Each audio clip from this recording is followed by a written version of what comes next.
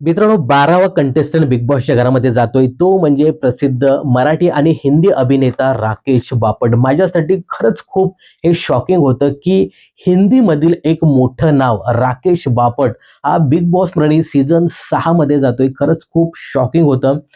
हिंदी चित्रपट पहिला त्याचा खूप गाजला. त्यानंतर हिंदी मालिका सुद्धा त्याच्या खूप गाजल्या. त्याच्या भूमिका खूप गाजल्या. त्यानंतर तो मराठीमध्ये आला. झी मराठीवरील नवरी मिळे हिटलरला या मालिकेत त्याने काम केलं. तीही त्याची भूमिका, तीही त्याची सीरियल खूप गाजली आणि आता तो बिग बॉस मराठीमध्ये येतोय. नक्कीच एक खूप स्ट्राँग कंटेस्टंट आहे आणि तो बिग बॉस हिंदीच्या ओ-टी-टीमध्ये सुद्धा झळकला होता. तिथे त्याने खूप छान परफॉर्मन्स दिला होता.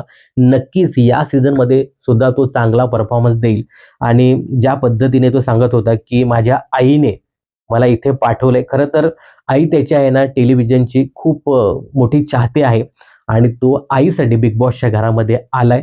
आईसाठीच त्याने मराठीमधली पहिली नवरी मिळे हिटलरला ही मालिका केली होती आणि आईसाठीच तो या मराठी बिग बॉसमध्ये आलाय आणि मगाशी सांगितल्याप्रमाणे एक स्ट्रॉंग कंटेस्टंट मला राकेश बापट याच्या रूपाने दिसतोय. आता तो बिग बॉसच्या घरामध्ये कसा-कसा गेम खेळतो हे पाहणं खूपच इंटरेस्टिंग ठरणार आहे. परंतु एक तो स्ट्रॉंग कंटेस्टंट आहे.